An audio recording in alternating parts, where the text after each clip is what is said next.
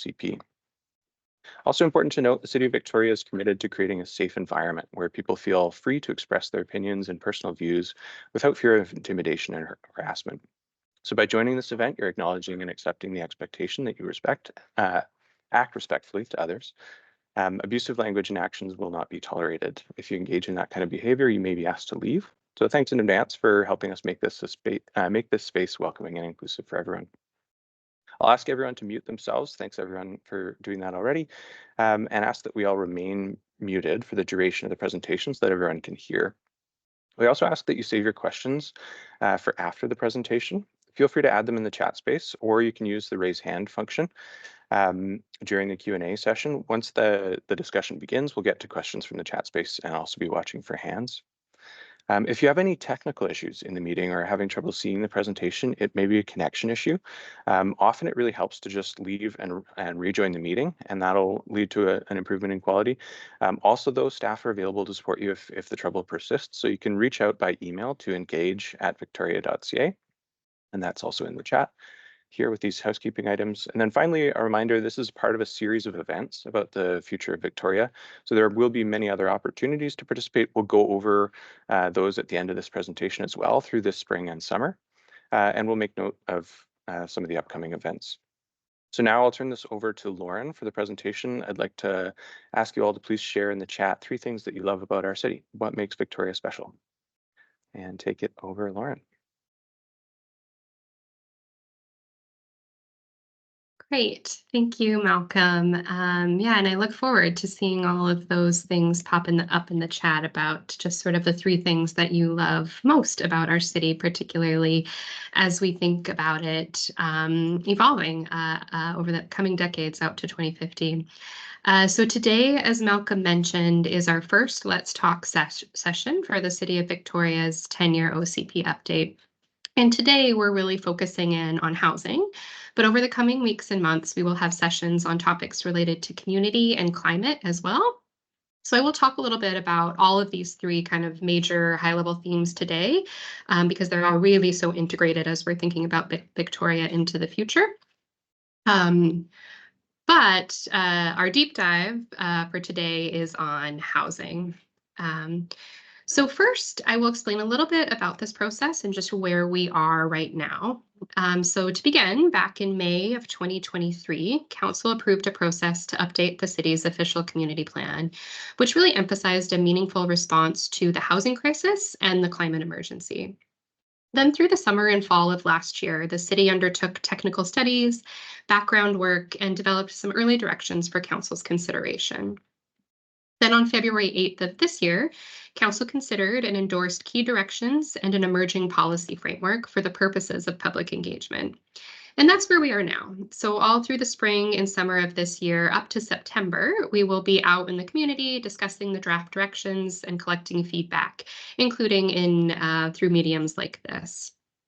So then when engagement closes, we will prepare a summary of everything that we heard, and we will integrate any modifications or additions to the draft directions based on the feedback that we collected.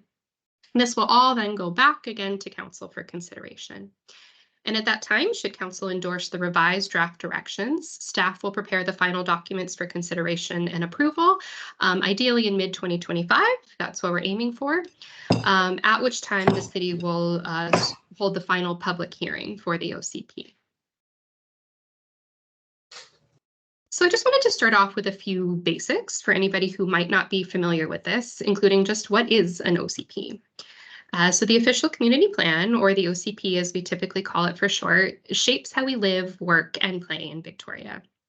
It's the long-term plan that determines how our community will grow and change into the future. So the authority to create and implement an OCP is provided to municipalities by the province of British Columbia through the Local Government Act.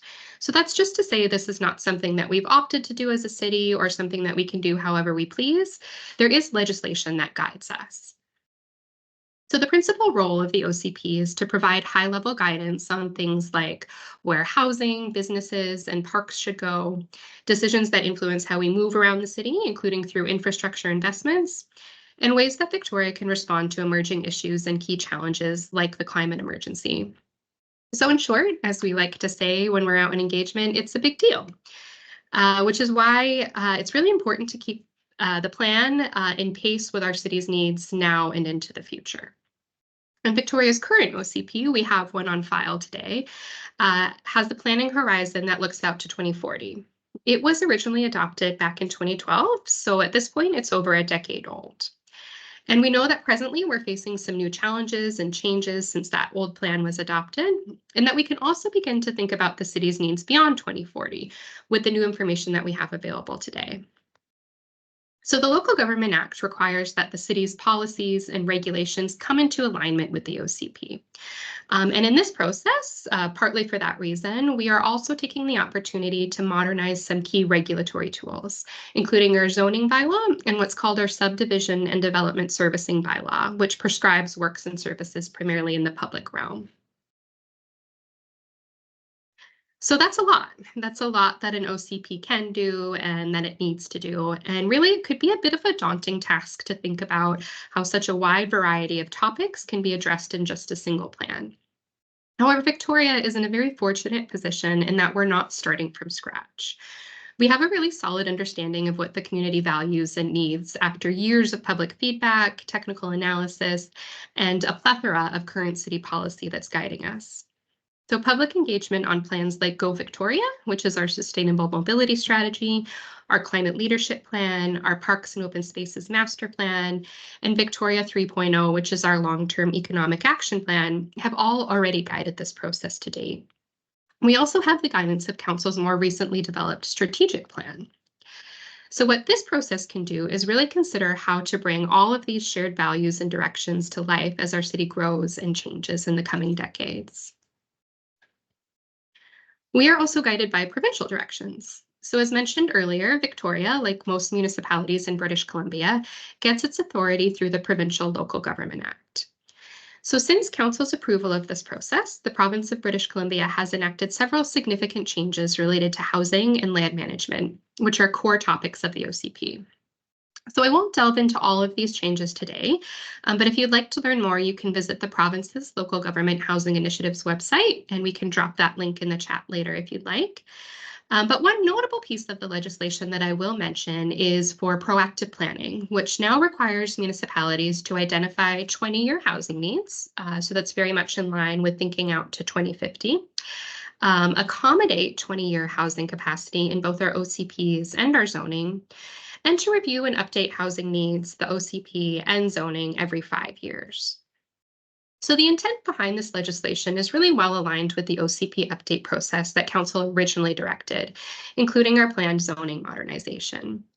It helps to add some clarity and certainty about what Victoria, as well as other municipalities across the province, need to do to support the response to the housing crisis that we're all facing. So since we're not starting from scratch, since we have all of this guidance to inform us, we were able to build upon the many great ideas, the shared values and objectives that have been identified through recent plans and engagement processes to craft a draft vision statement for the OCP as we look forward to 2050. So this on your screen here is Vision 2050.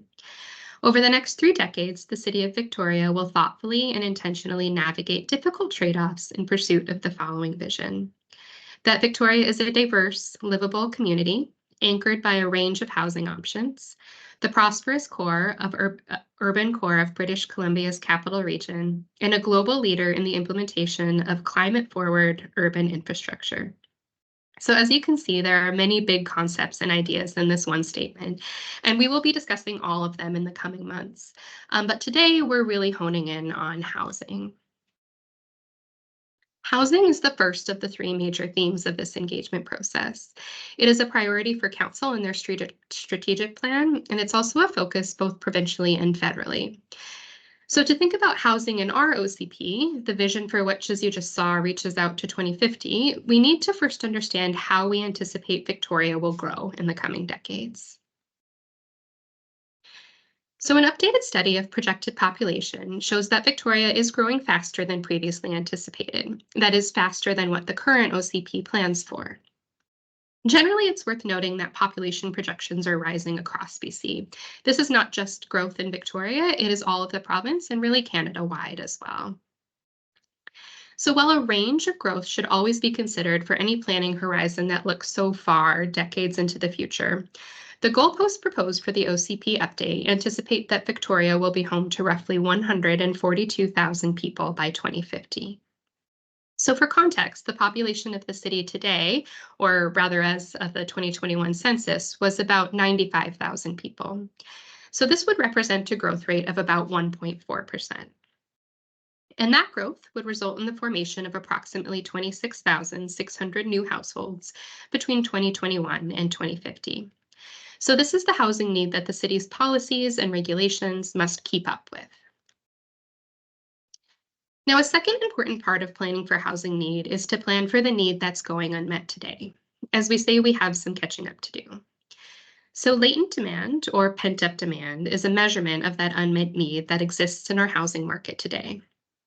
Now, due to the complex nature of the housing market, latent demand can be difficult to estimate.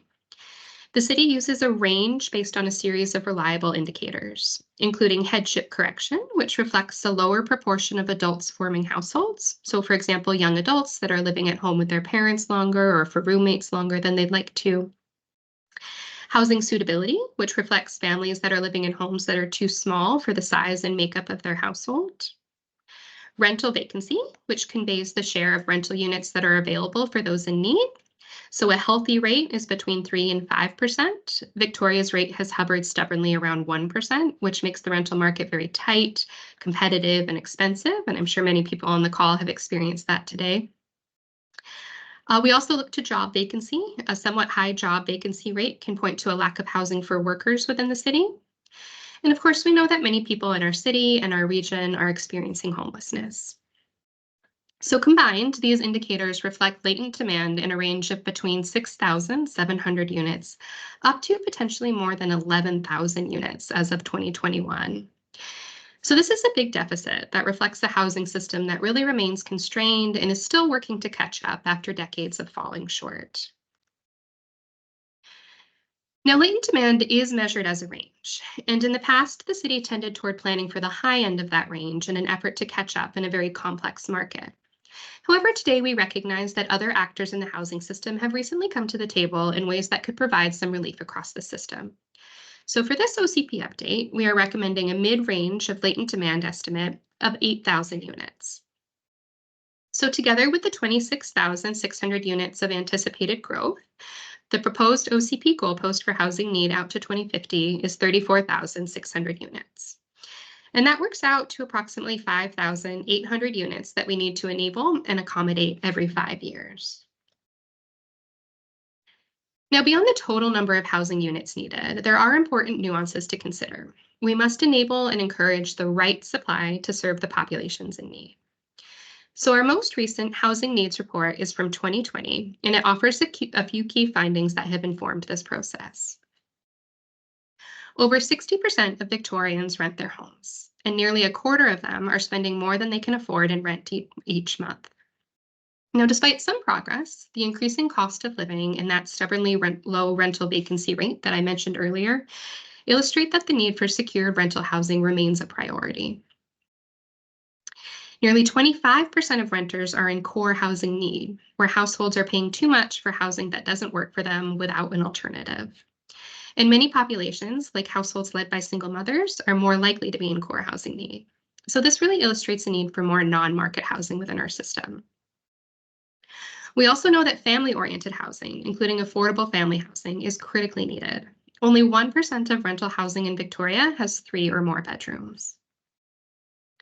Accessible and adaptable housing is required to support the growing number of seniors in the community and our most vulnerable populations. And while this is not explicit in our housing needs report, we know that to meet the city's objectives related to climate action, new housing must support people in the context of a changing climate and increasing instances of extreme weather. So, what is the city's role in all of this? Or more specifically, what is the role of this process in the OCP to support these housing needs today and into the future? It's important to understand first that the city does not build market or non-market housing. Indeed, much of Canada's housing is realized by private property owners and developers. There are multiple decisions and actions made by all orders of government, organizations, and private players in the housing market that result in the provision of housing, housing tenure, and housing affordability. And many of those decisions are outside of municipal control. At the municipal level, so for Victoria specifically, one of the most important roles we can play in providing housing solutions is through our land management policies and regulations. So what we can do is we can enable housing that our community needs. And that really starts with the OCP. Today, Victoria's OCP enables ground-oriented housing of up to 3 stories in all residential areas. So those are things like single-family homes, duplexes, houseplexes, and townhouses. Then low and mid-rise apartments of 4 to 6 stories or so are considered in some areas of the city, mostly where they already exist. And of course, our downtown contemplates taller building forms. So with this current land use framework, the anticipated housing capacity out to 2050 is between approximately 22,000 and 25,000 units. This falls short of the estimated 34,600 units that are needed in that time frame. And so we know for this OCP update, we have to think about how we can make room for more. And Victoria, as we're probably all familiar, is a built-out city. We're just 19.5 square kilometers. We don't have greenfield development opportunities or lots of vacant land. So we know to meet this need, we will have to build up. We will have to consider taller building forms in more areas of the city. So in addition to thinking about the total number of units we need to enable in our land use framework, we also need to think about the type of housing we enable and encourage. We want the new housing that is built to serve the community that needs it. And as mentioned earlier, rental, particularly secured rental, is a priority need in our community. Secured rental is housing that is purpose-built to be managed as rental for the long term.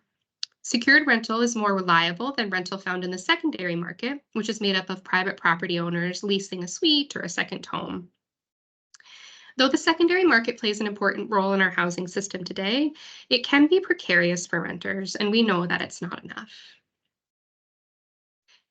And since most of our new housing will come from the private sector, we need to ensure we enable forms that are financially viable. And for rental, that can be a bit trickier, as there tends to be less return per square foot built with rental apartments than for condos that can be sold. And that return may come more slowly, making financing for the construction of rental more costly over time. So if we want to enable secured rental development in our land use framework, we need to enable a scale that is viable, which for Victoria is typically about 6 stories. This scale is also ideal for non-market housing, so more affordable rental.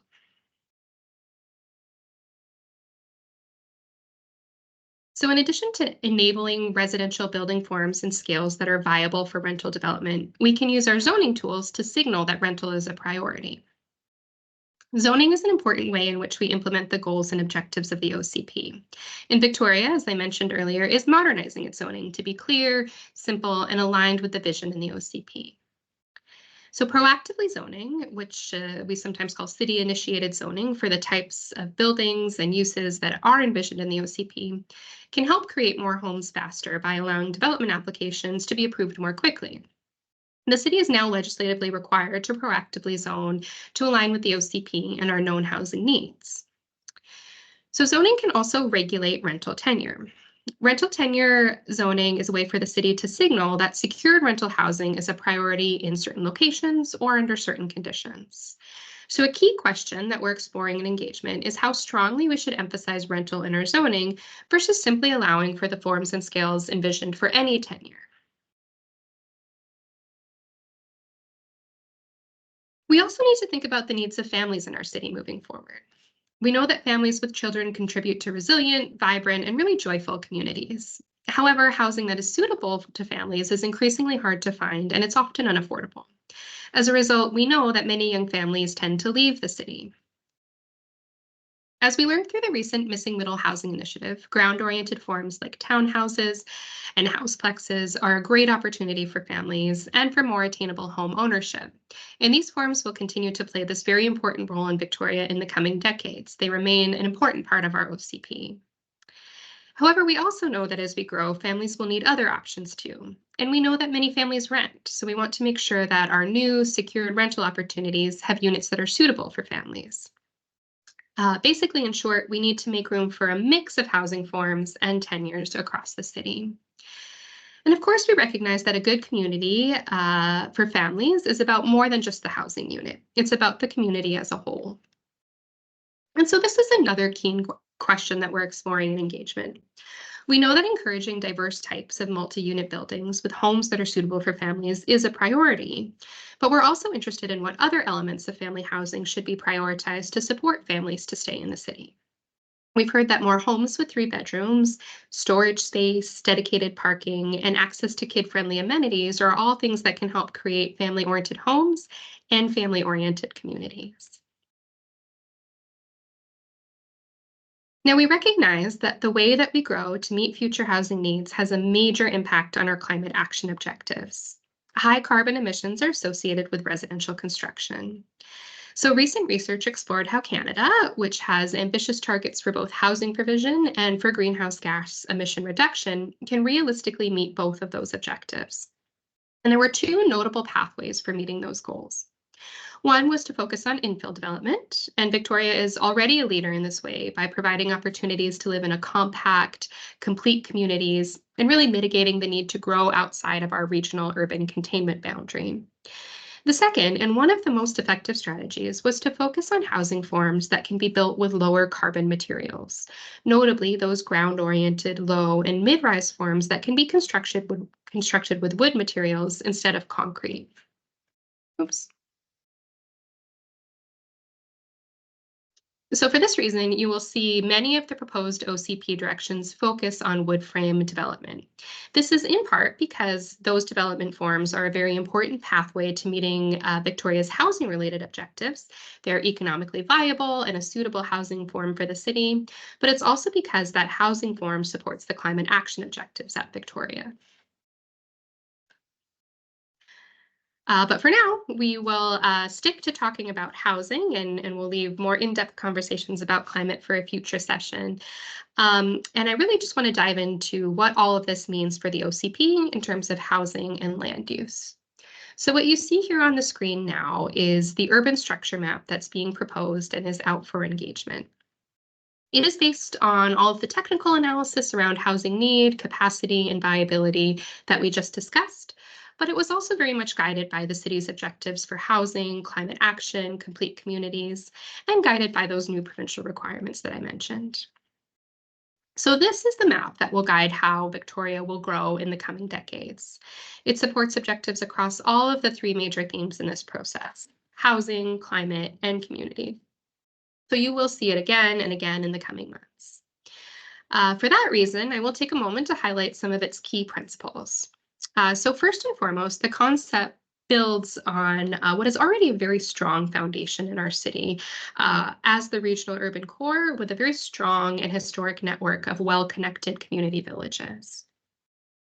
Now, with that foundation, it seeks to make room for an evolution of a new urban form in the coming decades, one that can catch up and keep up with housing needs by unlocking more land supply. It also integrates mobility with new major nodes, including 3 new town centers, which we will discuss further in a future Let's Talk community session. And it preserves the city's supply of industrial land while supporting other diverse employment opportunities. As we think out to 2050, we need to think not just about homes, but about jobs and really creating a complete, healthy, vibrant community. Now, I won't dive into the details of all of these components today. Instead, I will hone in on one key element that is the general urban fabric, or the area that is in that pale yellow underlying the whole of the city. So the general urban fabric captures all residential areas of Victoria. And based on the analysis that we discussed earlier, the proposed direction for this area is to enable a diverse mix of housing forms. It would be permissive of ground-oriented, low and mid-rise multi-unit housing. So generally 3 up to 6 stories, wherever it is aligned with the city's principles of good urban design. So this approach is responsive to the housing needs discussed earlier and reflective of Victoria's development patterns and context. Basically, it provides opportunity for housing in a situation where we know we need to be opportunistic.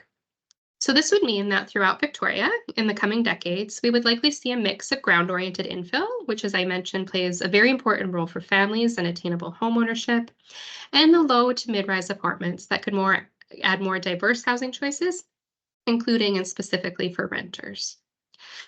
As discussed, all of these forms are required to catch up with housing need and the options that are appropriate for a range of incomes, ages, and lifestyles that we will see in the coming decades.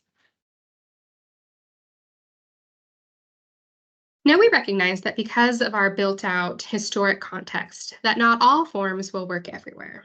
But the OCP could provide opportunity everywhere so that in the instances where they do work, that they can meet high standards of good urban design, the OCP does not stand in the way. Now, good urban design can be required and encouraged through the city's broader land management framework outside of just the OCP, through tools like the zoning bylaw, development permit area guidelines, and site servicing requirements. All of these tools are also being considered through this process to be modernized and updated and aligned with the OCP's directions. So these tools will help to ensure that all new forms of housing support climate, livability, and complete community objectives. Now, since I've mentioned this concept of good urban design a few times, I wanted to provide a snapshot of the key principles that we're seeking to uphold.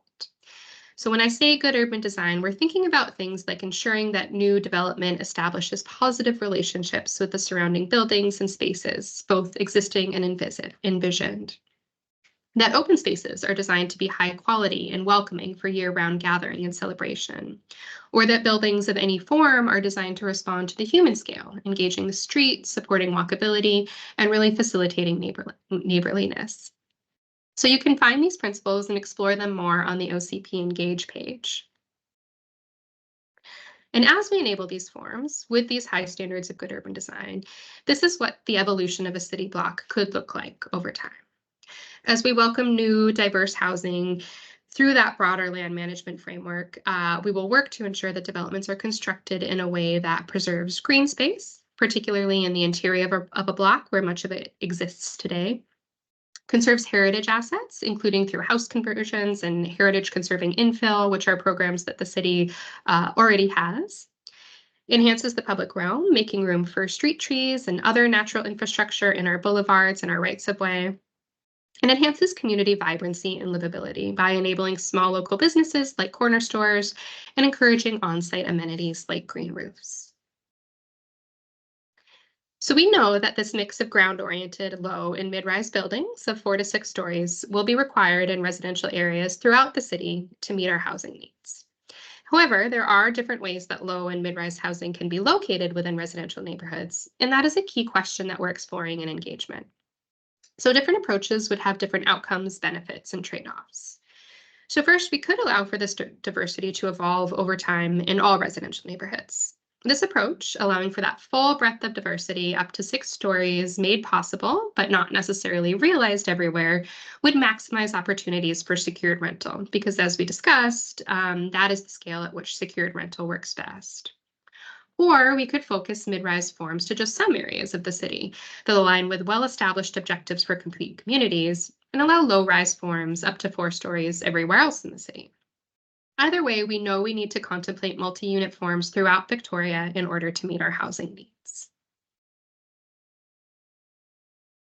And if we opt to focus to take the focused approach, the next big question is where should we focus that mid-rise form? What should be our framework for focusing those housing forms?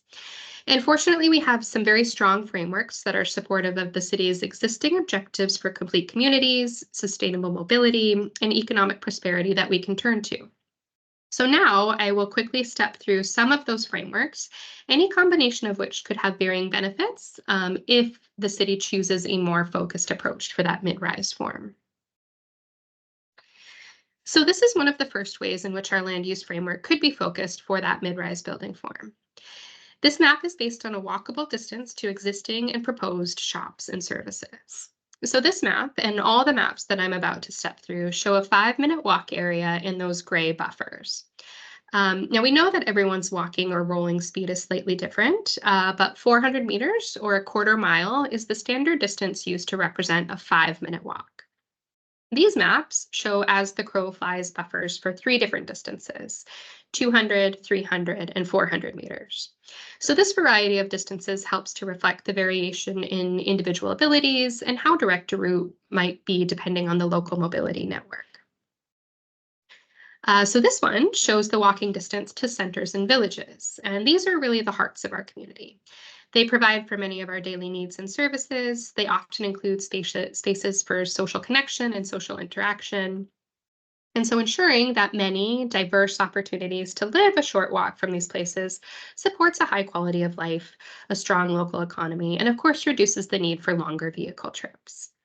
So this is one framework we can think about. Or there is our proposed transit priority network, where frequent, reliable transit exists or is envisioned to be prioritized in the coming decades. We know that saving on transportation costs helps with overall affordability, and that public transit is really a necessary way of moving around for many of Victoria's households. So, more people living along a bus route can support that. It can also help to make the business case for increased frequency and efficiency of transit service. Again, we know that housing and transportation costs are the two greatest expenditures for most households. So, aligning affordable housing options with affordable mobility options is a key move, particularly for renters who tend to spend a greater share of their net income on housing. Or there is Victoria's All Ages and Abilities, or AAA cycling network. So, this network helps to improve the safety, comfort, and ease of getting around with lower costs and lower emissions. The network is designed to provide an inviting and low stress cycling experience for all users, including children and seniors. Now, while it may be focused on bikes, the network also supports safer, more comfortable routes for walking and other forms of rolling, making it an ideal framework for considering diverse housing forms. Or there are Victoria's parks, open spaces, and waterfront, which could provide opportunities to play, learn, recreate, gather, and celebrate. They also support healthy, functioning ecosystems and diverse wildlife habitats in the city. So, providing for more homes that have visual connection or easy access to these blue and green spaces can help more residents enjoy the physical and mental health benefits that they offer. Where we could think about our community amenity spaces, which provide opportunities for people to gather, develop community, learn, play, engage with the visual and performing arts, and again, just provide that social connection. So these places include places like recreation centers that we all know and love, libraries, educational institutions. So welcoming more homes near these places can both maximize the value that the spaces provide to the community and can enrich the quality and diversity of opportunities to connect, learn from, and just appreciate one another in the community. Then there's Victoria's downtown, which is the single largest employment center for the capital region.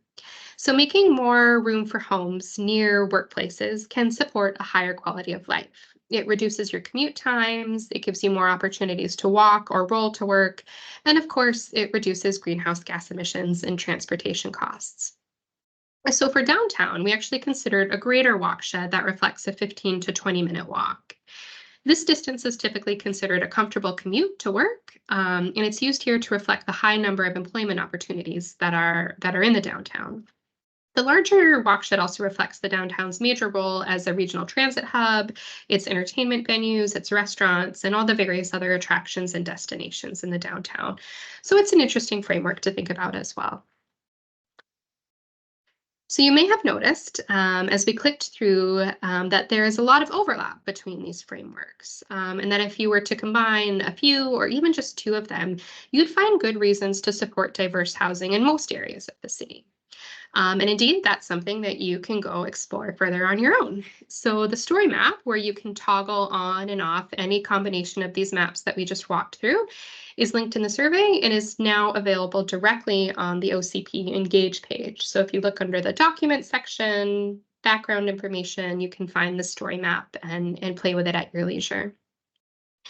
So with that, I'm actually about to open us up to the Q&A to talk a little bit about these housing ideas and concepts. But first, I just want to highlight some of the things that we didn't discuss today that will be talked about at a future Let's Talk session.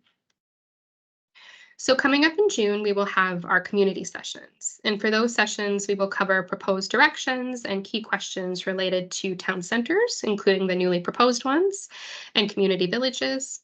We'll talk about our parks and our linear parkways, a new concept that we're introducing in the OCP. We'll talk about our community and cultural spaces, Victoria's economy and our employment future, and Victoria's heritage and cultural identity. Then in July, we will have our climate sessions where we will cover proposed directions and key questions related to low carbon growth, which we touched a bit on today, but we can dive into more, low carbon mobility, and just low carbon communities very generally, as well as Victoria's proposed blue-green network and how we'll care for our natural assets into the future. Now, if you can't make one of those future sessions and you have a burning question around one of those other topic areas today, we're of course happy to answer it. But I would encourage everyone to come back and learn more at those future sessions if you're able and have that conversation with your community. But for now, let's talk housing. And I will hand it back over to Malcolm to start the discussion for us. Awesome. Thanks so much for that great presentation. So we've got a couple of questions that have been entered in the chat. And now's the time if you've got burning questions in your mind, feel free to enter those into our chat, or you can use the raise hand function. We'll watch for that as well as we go. But to get us started off, and it's a bit of a segue into the discussion of future topics as well. One of the first questions posed in the chat is from Lauren. He's most interested in parks zoning, which has been identified in Parks Master Plan. So the question is, will zoning be discussed in the session you suggested? So I think that may be referring to a response I provided, which is that the climate and community sessions are coming up.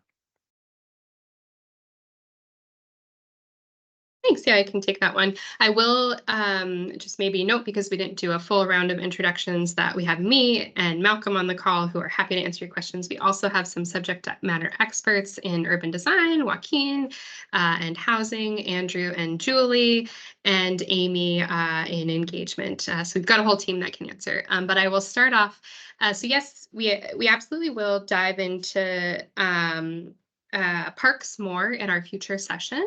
I would probably need to know a little bit more about what the exact question around zoning is, but I'd say that having that full context from the future session would probably be a good time to dive into the details. But if you have a more specific question, I can attempt to answer it today.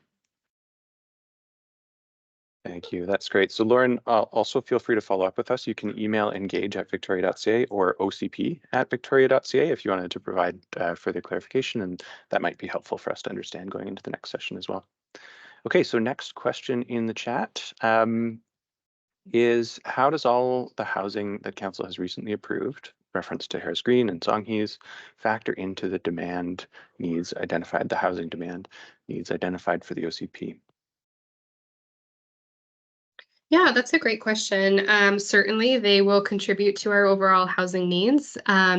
What we have to do for long range planning is we typically have to pick a snapshot in time to start and to look forward to.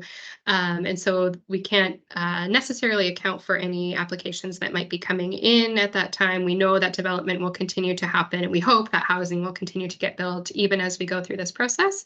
So the best answer for that question is it absolutely will be factored in. We will account for it. And then part of what we do in the OCP is we review it regularly. And indeed, now we're required to review both our housing needs, our OCP, and our zoning every 5 years.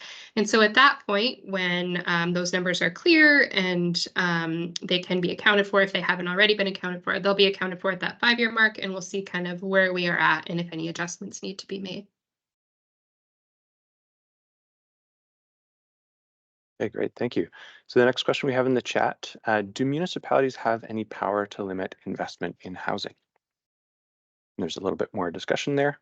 I think this relates a little bit to the poster mentioned CBC article referencing approximately 20% of housing in Canada being owned by investors.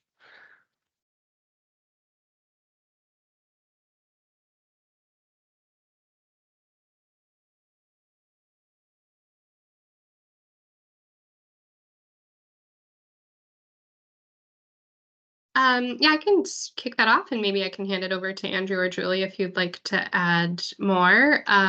We do not control interest rates at the municipal level. That's completely kind of outside of our control.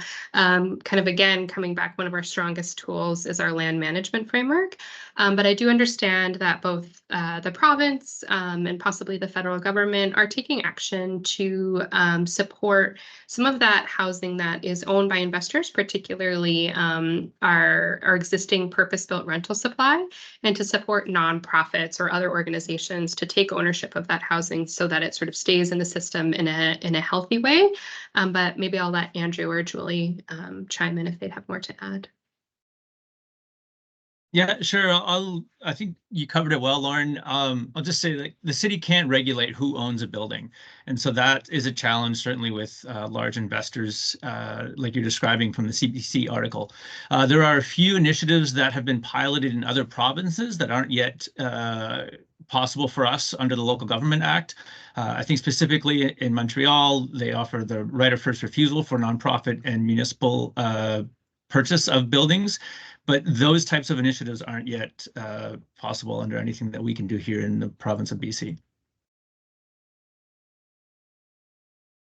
Okay, thank you both. There's a bit of comments and discussion going on in the chat. So the next question I'm seeing is, what is within Victoria's power to do to ensure that more non-market affordable housing is built?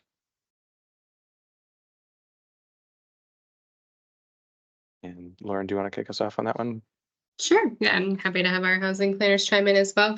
But I think again, one of the greatest authorities that we have as a local government is our land management framework. And so right now, one of the most progressive tools that we have and that a lot of other municipalities are looking to Victoria as kind of a leader in this role is we have what we've referred to in the past as our rapid deployment of affordable housing initiative, or what I think we're calling more frequently now our fast track for affordable housing. And so that enables non-market housing providers to go through an expedited process for the realization of non-market housing. They can access the heights and densities that are already envisioned in our OCP with a much simpler process so that we can get that housing on the ground faster. So that's one key tool that we're already implementing. We also have our inclusionary housing and community amenity policy, where in private development that is market oriented, that's strata, we can collect either money to go into a housing reserve fund to support the development of non-market housing, or we can ask a developer to include a certain percentage of units. And so that's part of the tools that we have on the table today. But again, I think one of the biggest things that we can do is we can just create more opportunities. So secured rental works best at that 6-story scale. And that's true for non-market as well, because non-market is just a form of rental. And so they also need those kind of different building forms to be able to make their models work and to be able to sort of reach their mandate of housing as many people as they can with the investment money that they have. So that's one of our biggest roles. I don't know if Julie or Andrew, you'd like to add more. Yeah, I might chime in quick. Thanks, Lauren. I think when we consider how to support non-market affordable housing in the city, it falls into 3 buckets: regulatory, process, and financial. So the regulatory piece is talking about the zoning that and allowing for additional possible densities for non-market housing. Process is making sure that non-market rental housing gets bumped to the front of the line in terms of building permit applications and making that process just as smooth and predictable as possible for nonprofit developers. And financial from our side is things like the Affordable Housing Fast Track Fund. Sorry if I don't yet have a grasp on the new name, but also tax incentives and property tax breaks. So there's a long laundry list of things that we're already doing to support non-market housing. And we're in the process now of taking forward some additional work on providing tax incentives for non-market housing and fee waivers. Awesome. Thanks again, both of you. So the next question I'm seeing in the chat relates to accessible and adaptable housing, noting that this is needed by seniors. So the questions are, what can an OCP amendment and zoning changes do to ensure that it's built? And more broadly, what's the city doing to establish a 20-year housing need So there's a suggestion that we could better understand and detail housing needs. But maybe focusing first on the first question within the scope of the OCP amendment and zoning changes, what are those powers in order to address accessible and adaptable housing needs?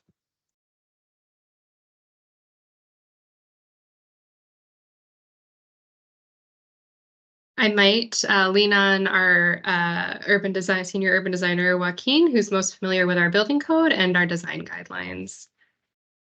For sure. Thanks, Lauren. And thanks for the question. Yeah, I mean, as you've alluded to, Lauren, the BC Building Code addresses accessibility to a certain point.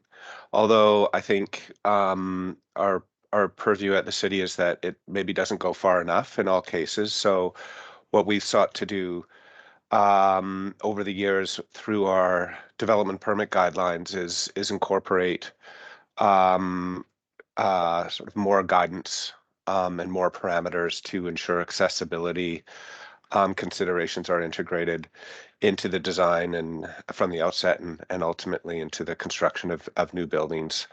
And at the same time, development permit guidelines are limited to the exterior of buildings and open spaces. Um, so there is, the focus of our design guidance with regards to accessibility has been with the design of entryways and connections to those entryways. Um, I think in the context of our public open spaces, our streets and sidewalks and parks, we do have a very I think a well-established accessibility framework that provides guidance into the design of all of that infrastructure in those spaces as well. Back to you, Lauren.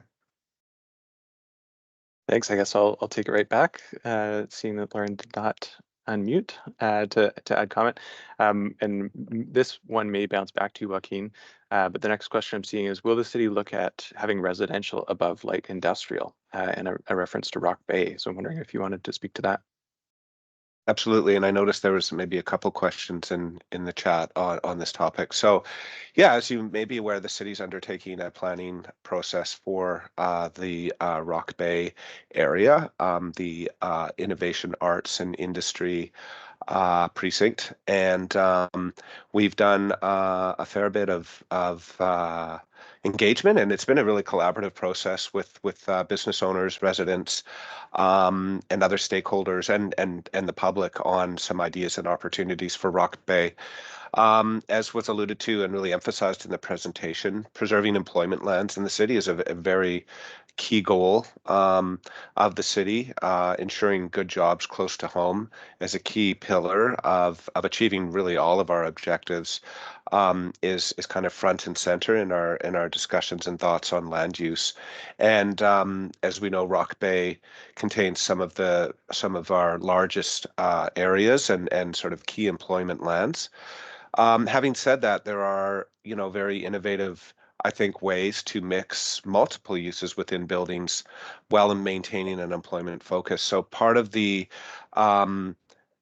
strategies, some of the strategies being land use strategies in particular, and built form strategies have been sort of layering and stacking different uses within buildings, while emphasizing and preserving the employment sort of the base employment focus of that area. So there will be more on that to come. You can visit. I don't have it at my fingertips, but we'll put a link in the chat to the website that has the current information on that process. And staff will be bringing a report, the action plan, to council in the coming weeks. So yeah, you can look forward to sort of some more information on how we're going to be thinking about incorporating other uses, including housing, potentially in key areas, as part of that initiative. Wonderful, thank you. I'm just pausing to see if anyone wanted to add anything, but I can move us on to the next question. Maybe I can start off with comments on this next question. Would you say the Missing Middle initiative has been a success? In short, I'd say it's far too early for that kind of a retrospective conclusive statement one way or the other.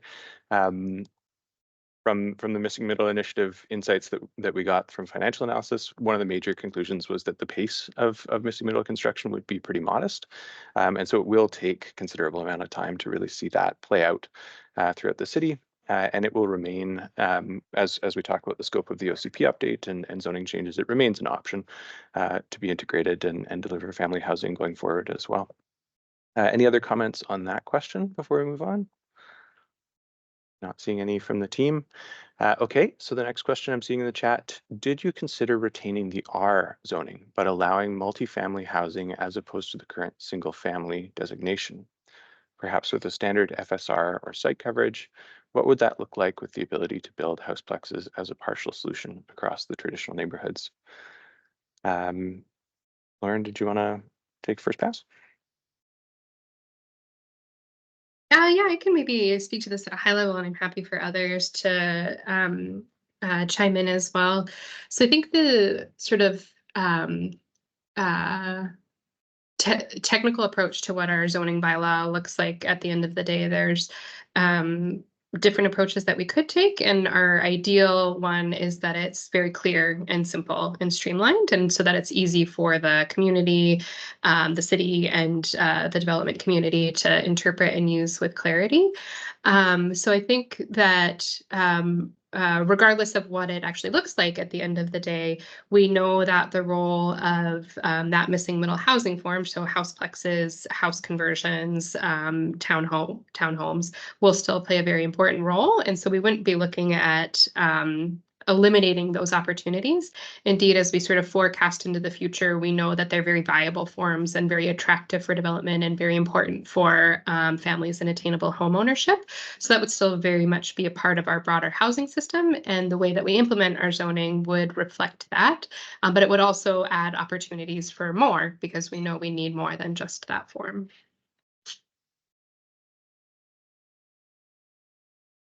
Okay, thank you. I'll jump us right into the next question, which relates to if and how Victoria's OCP update process and the research that fed into it accounted for UVic student, faculty, and staff housing needs.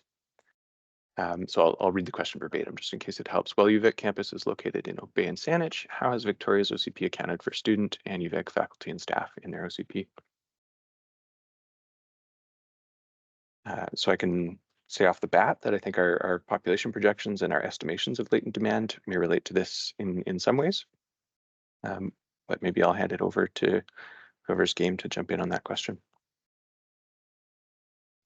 Yeah, I think Malcolm pretty much said the long and the short of it. Our population projections do account for transient populations. Indeed, I think we're generally as a province in a better position that our kind of own commission projections, but also the BC Stats projections that we sort of refer to for comparison, and that many other municipalities use to guide their growth management frameworks, is doing a better job of accounting for those transient populations.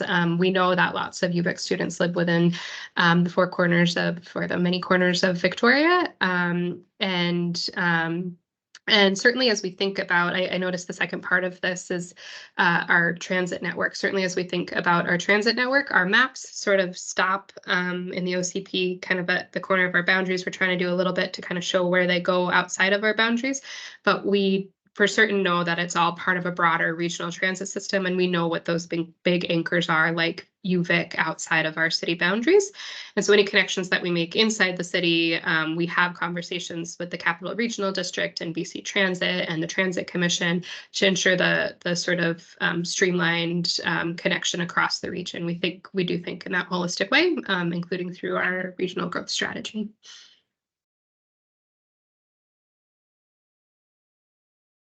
Okay, thanks. So there's a bit of discussion happening. I'm just going to skip us to help everyone follow along. We've got a question from Brad in the chat. Victoria has a diverse housing mix and is in danger of losing many of the structures of historical and heritage significance. How does a blanket zoning and OCP update propose to protect what has often made the city such a desirable place to live and visit?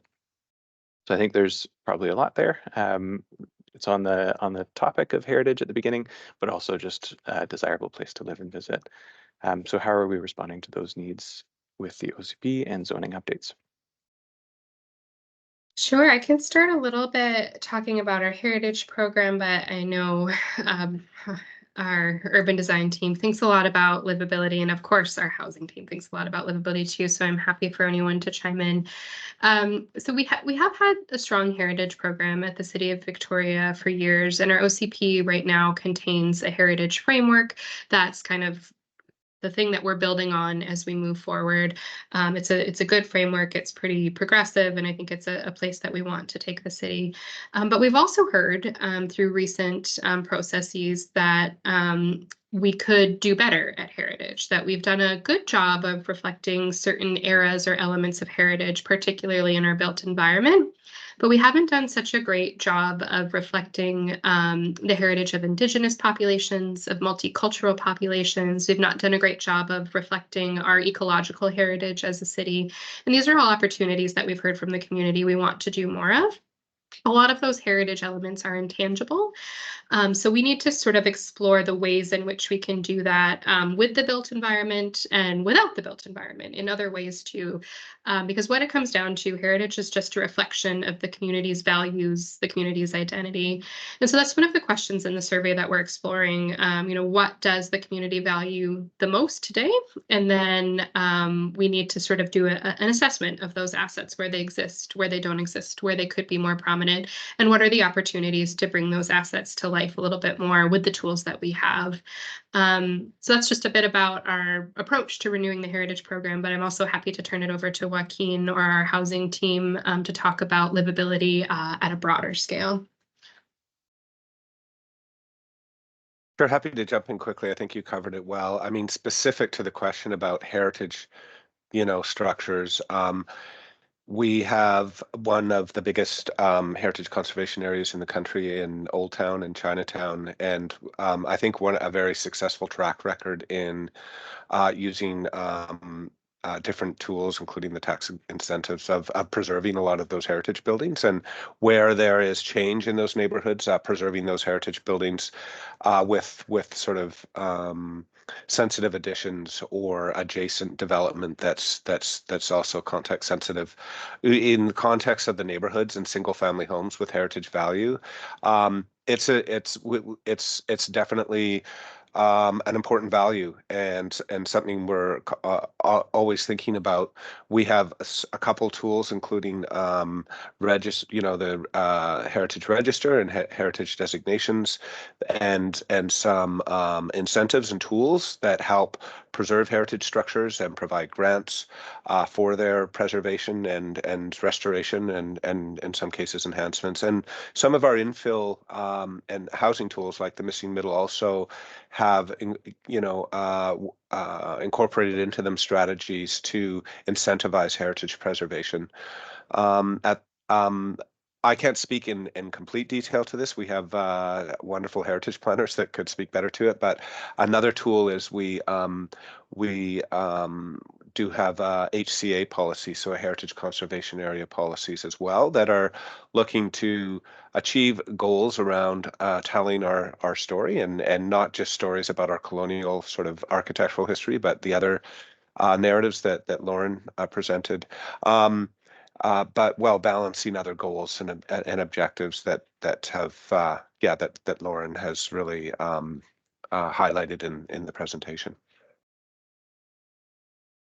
In the context of broader livability, I think it's a really important point and really important concept is, what are those attributes of our city, and particularly of our single family neighborhoods, and particularly those neighborhoods that have older heritage homes and green leafy streets.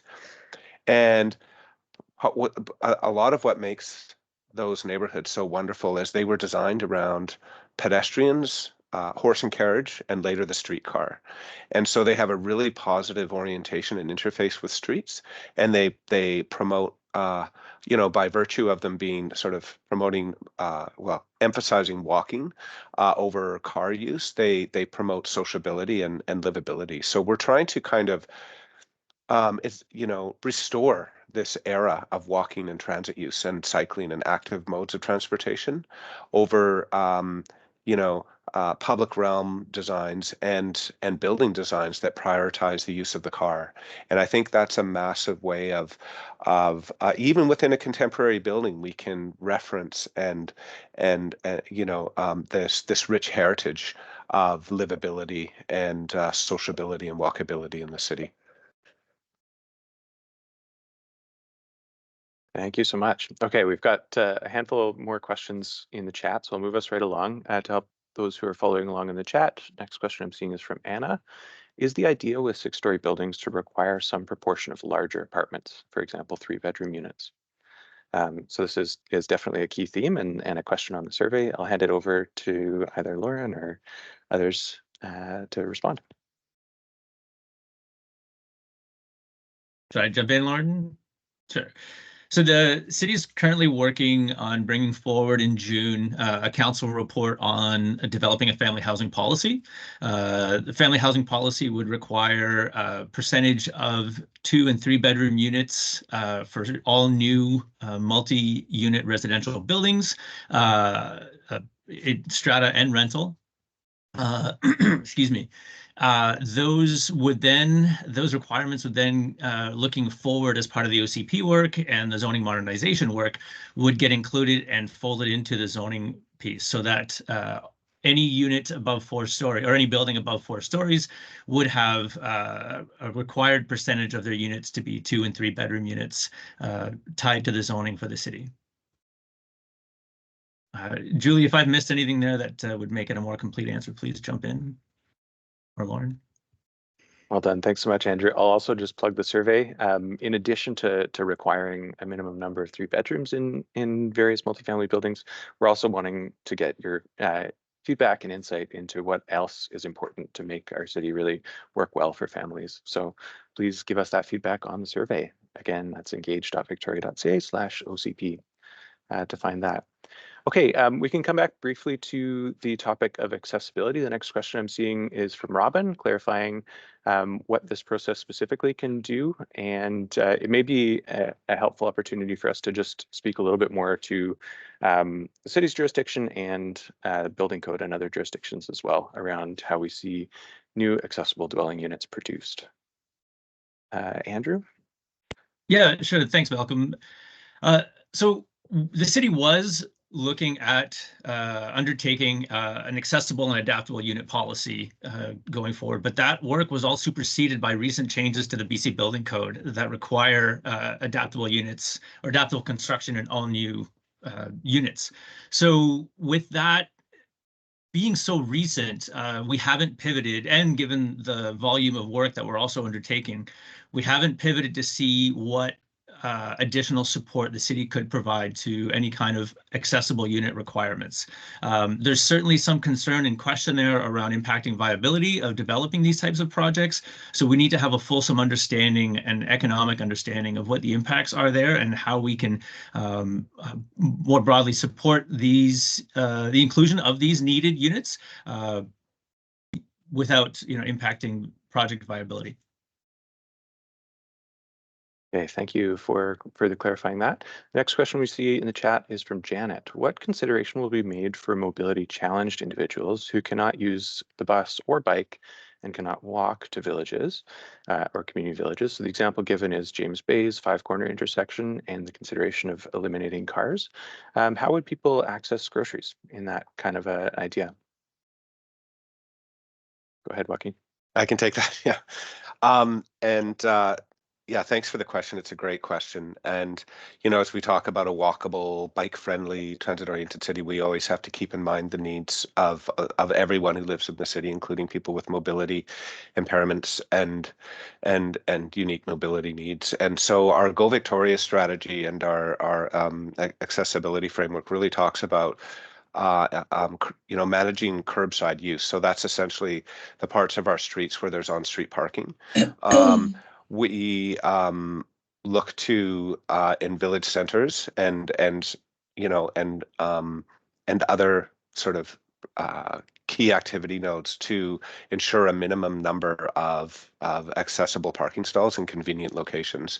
And indeed, as we've seen with, for example, some pedestrian priority improvement measures like in Government Street downtown and Broad Street also downtown, and some areas like that, for example, around the Belfry Theatre in Fernwood Village, prioritizing the on-street parking for accessible uses as a priority, as well as for commercial loading and delivery. So those are some of the key strategies, is really prioritizing vehicle use and storage for those who really need it, and not, beyond accessibility, that would be service needs and, commercial vehicles as well. Perfect. Thanks so much. Okay, so our next question, what is the target date to address or relieve our housing deficit estimate? So maybe that question touches both on what the target date for population projections and also the latent demand. Lauren, do you want to take that one on? Sure. Yeah, that's a great question. So at a very high level, our population projections are growth that we're anticipating in the future, and so that we can kind of think about them at any planning horizon that we choose out to 2050. The harder question, of course, is latent demand, because that's housing need that is unmet today. And so the real answer to that is we want that to come as quickly as we can get it, because these are people who are in need today. The reality of the system is that, again, the city does not build market or non-market housing. And so this is really dependent on many other players in the system to sort of come to the table and make it work within a framework that works for Victoria. So we can do everything we can to encourage realizing those housing objectives and that need. But we need, private players in the system to be building housing, as is the case in much of Canada. And we need non-market providers to come to the table to build that more affordable supply that we know that we need to catch up with. So that's sort of the high-level question. A more direct answer is that we have housing targets set out in our own Victoria housing strategy that we set and we monitor and we track, and you can follow that. I believe we'll be having a new housing strategy annual review published in the coming months, and you'll be able to see how we're on track for those targets. And we also have provincially ordered targets for the city of Victoria right now that we're required to monitor, and the monitoring of those targets will be published as well. Those are just 5-year targets, so those are really near-term, short-term targets. They do integrate the elements of latent demand that I mentioned, as well as our projected population growth, but that's sort of the extent that we look out with hard targets is 5 years. And Andrew really can chime in with more if needed. Okay, the only thing I would add is that it's very hard to give a concrete estimate on this, because every year our projections are thrown off by some changing factor, right? We don't have a crystal ball about exactly how much Victoria is going to grow. And so, it's setting a date for when we will achieve meet the exact demand is extremely difficult to predict. Thank you. Yeah, so very good question with many different answers. The key takeaway is there's housing needed right now and will continue to be needed every year into the future. Okay, so the next question I see relates to regional growth planning, and is Victoria's growth balanced with the surrounding communities, or is it expected to increase to greater extent? So maybe Lauren, if you want to start us off in talking about how this growth we're anticipating relates to the regional context. Sure, absolutely. Regional growth projections are actually one of the strongest, steadiest points that we have to work with. So all communities in the Capital Regional District are signed on to the regional growth strategy, and that strategy identifies projections for all the communities and sort of how we estimate the balance of growth will happen between them. And then it's sort of up to the local level to figure out how to manage our land use frameworks to accommodate the growth that we are anticipating. So I don't think Victoria is the fastest growing of the CRD. I'll have to go and look at the latest BC Stats projections for the entirety of the region, but I think the West Shore is still growing faster, nor are we the largest. Our neighbors in Saanich have a larger population than we do to date. And so by various measurements and metrics, we might fall somewhere in between, but we certainly absolutely coordinate and think about population growth, housing need, and employment growth at a regional scale. Okay, thanks. So the next is a two-part question. It may be that the answer to the first part is also the answer to the second part, but I'll read both out here. Is the OCP aiming to find a density measurement per block or per neighborhood? And then the second part of the question is, at what point will a neighborhood be deemed to have achieved success? So first question is the OCP aiming to find a density measurement per block or per neighborhood? I mean, I think the short answer to that question is no. Density is really an outcome of the community that we create. It's not a metric that we are looking for any sort of success for. What we want to create are livable communities with the variety of housing options that we need. And we know that we need to do that throughout the entirety of Victoria. Maybe I'll stop there for the second part of the question. Sure. Yeah, it sounds like it may be the same answer for both parts. So if the short answer for part one is no, is the aiming, do we have a density measurement per block per neighborhood? The second part is, will there be a point in the future when a neighborhood is deemed to have achieved success? But sounds like the answer is also no. If there isn't, looks like Joaquin might an indicator. chime Go ahead. in Well, here as I'll well. just chime in really quickly. First, in response to the first part of the question, like every part of our city is different, has unique attributes, you know, whether they're natural features or heritage buildings or the block type or size or orientation, the transportation infrastructure around. So every block is unique and has different opportunities and challenges with achieving our goals, especially around new housing. And so that's one part I'd say. And then in terms of like, is there a line, kind of imagining this as like a journey, and then there's like a destination, which will be success. We've achieved a successful, livable community, and we're done our work here. Not that that's what's being suggested by the question, but communities are always changing. Our priorities and values change. Our opportunities and challenges change. So I think it's, the OCP is really nested in a set of high level values around, that are really guiding, all of the more technical sort of land use and other technical tools that are being contemplated as part of the OCP process. But I think it's a great point in that we are constantly evaluating how well are we doing. And so for every different sort of component of the OCP, whether it's mobility related or ecologically related or housing related, we are monitoring and evaluating, measuring success, what's worked, what isn't, what needs to be recalibrated, and what external factors are changing, whether it's population growth or climate or changes in technology. So it's the journey is ongoing, and there's small and big destinations along the way, I guess we could say. Well said. Thanks so much. Okay, to help us follow along, I'm jumping to the next question, which is for Bob. Will there be some controls to ensure builds are affordable or attainable? So who's ready to jump in to speak to how we would look for affordable? Go ahead, Andrew. Sure. Thanks, Bob. I think that's something that we spent a lot of time thinking about. I think from the city's perspective, we're doing everything we can to pull all the levers available to us to support non-market housing. I think, as Lauren has explained a couple of times, the city isn't building any housing, non-market or market.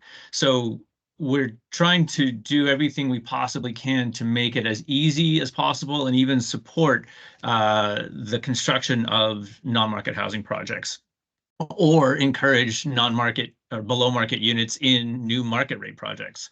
That said, the sort of the other part of addressing this issue is our chronically low vacancy rate. And so if we can get that vacancy rate up, we can begin, well, we hope what we've seen elsewhere is that rents will begin to decrease to somewhat more acceptable levels. So, rents are high because the demand for units is so high. And so if we can address that vacancy rate, we hope that we'll see some of the rents start to decrease, or at least not increase as quickly.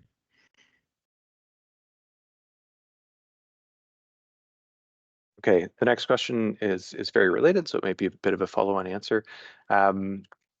So there's a bit of estimation from Jean here, and then the question is, on a very practical level, is that feasible? Even can housing affordability goals be promoted and achieved as we see new housing built? If you'll forgive my paraphrasing, maybe I should just, I'll read the full sentence. By rough estimates, the city will require 4,000 or so lots developed with a variety of housing types to meet the proposed 2050 housing goals. On a very practical level, is that feasible? And if it is, how, given market realities, can affordability goals be promoted and achieved? Yeah, this is a great question, Jean. And I mean, I think the math that you're talking about, we would have to go and take that away and kind of think about the very specific question that you're asking. But I will say that land management decisions alone won't achieve affordability goals. That I think, as we're kind of saying over and over in this conversation, we really need other actors in the system to help promote that right supply of housing to be built. And so, whether that means the federal government coming to the table with more favorable interest rates for the construction of rental housing, or whether that means more investment in non-market housing from our non-market providers. There's lots of roles of other players in the system that will be needed for us to achieve our goals. This is just the role that we play. We're doing all that we can do with the land base that we have to support that, but to also achieve all of these other things that we know builds a great city around climate action and the development of community as well.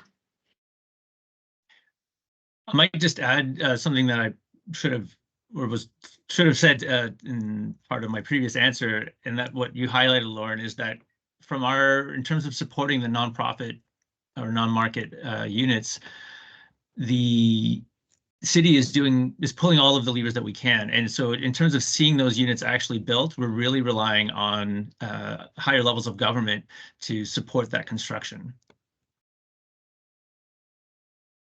Great. Okay, so good re-emphasis on those points. So the next question we have is, what is being done to preserve and protect existing affordable rental housing? So there's a bit more context, but if someone's ready to jump in, feel free. That's the question from Wendy in the chat.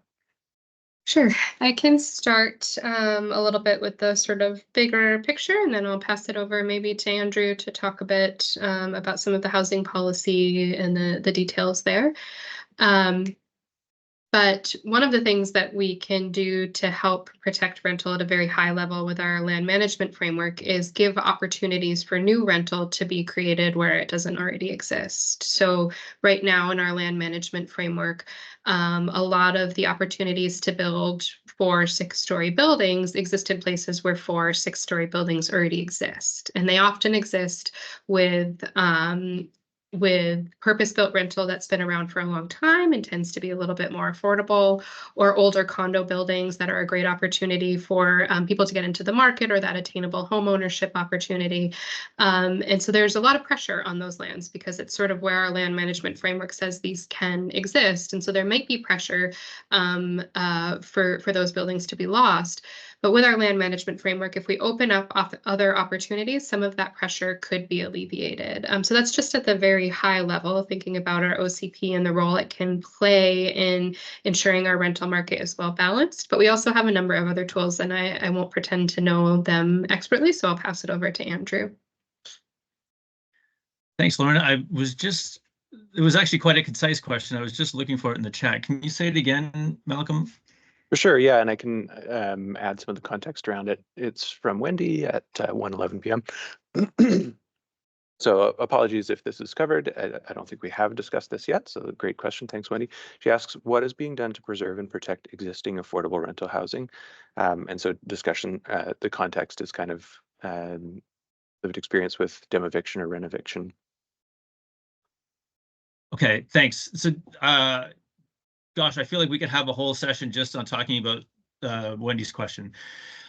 From the city's perspective, there's a rental retention policy in the OCP existing, and I know we're working on that as part of this work, but it's a requirement that any rental that is demolished to be redeveloped has the same number of rental units in the new building. The city is also piloting a market rental revitalization project. So that is providing tax incentives in order to support building owners that want to upgrade and preserve their building instead of demolishing it and rebuilding another building in its place. So that's two pieces of policy that the city is supporting. In terms of demoviction, that has been addressed. That was a piece of policy that the city was pursuing. And then the province came through with changes to the Residential Tenancy Act that have been working really well. And so we're not seeing renovictions happen. Certainly when a building is ultimately redeveloped, in Victoria, we're generally seeing that happening only to buildings that are either truly at end of life or smaller buildings that now have greater capacity or greater zoning. So using the tenant assistance policy for when a redevelopment does have to happen to an existing rental building is the tool that we have available for doing our best to support tenants that are displaced as a result of redevelopment. Thanks so much, Andrew. Lauren, did you have anything else to add before we move on? But just I was reading the rest of your comments one day, and I just wanted to express I'm sorry that you're in a situation that sounds really tough, and I do hope if need be, you can reach out to our tenant assistance planner to support you if the time comes. She's wonderful and very helpful. And what would be the best email address to use for that? We can put the information in the chat about our tenant assistance policy. Okay, great. Thanks so much. Okay, in the interest of time, I recognize we're just about at time for this event. We'll get at least one more Q&A in here. So the next one is, while this session is about housing, how are all the kids in the new multi-unit homes? How will they have someplace to play? So there's lots we can speak to on this topic. Who's first off? Yeah, absolutely. I mean, I'll jump in and try and be as concise as possible given there's 2 minutes left, but great question. And it's something we're very acutely aware of. There's a combination of strategies that we really need to look at for making cities family friendly and kid friendly, youth friendly, both on site. So as part of new development, ensuring that there are family friendly and kid friendly play spaces within developments, including multifamily developments, and not just at grade, but in other opportunities on upper story terraces or rooftops, but certainly at grade as well. And it also speaks to the design of individual units or individual floors and ensuring that there's, access to the outdoors. We are in the process, as Andrew mentioned, and we'll be bringing to council in June a family-friendly housing policy. And as part of that, we're developing advisory design guidelines for family-friendly housing that speaks to a lot of those strategies. I think the other piece of it is ensuring our streets and public spaces are family friendly, so are safe and green and have play elements where possible and learning opportunities incorporated into it. So I saw your comment about like linear parks, like are they really, isn't that just a green leafy boulevard? And in some cases it is what it will be, but I think there are opportunities as we reconsider the 25% or so of the city that's allocated to vehicle space as we consider the repurposing some of that for for use by people, and especially kids, and incorporating, so as part of the street reclamation initiative that council has directed us to look at, we're exploring the use of those spaces for play areas. And then finally, I think a huge opportunity is always looking at how can we use and design our existing parks better to support play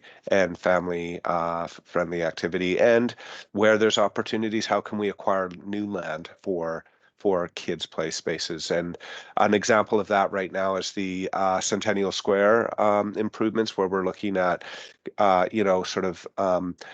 design that positions families and children as part of the users of that space in creating a more family-friendly downtown. Thank you so much for that concise and comprehensive answer to round out our Q&A session. And thanks everyone so much for tuning in. We'll just conclude with a little reminder about some of our upcoming events.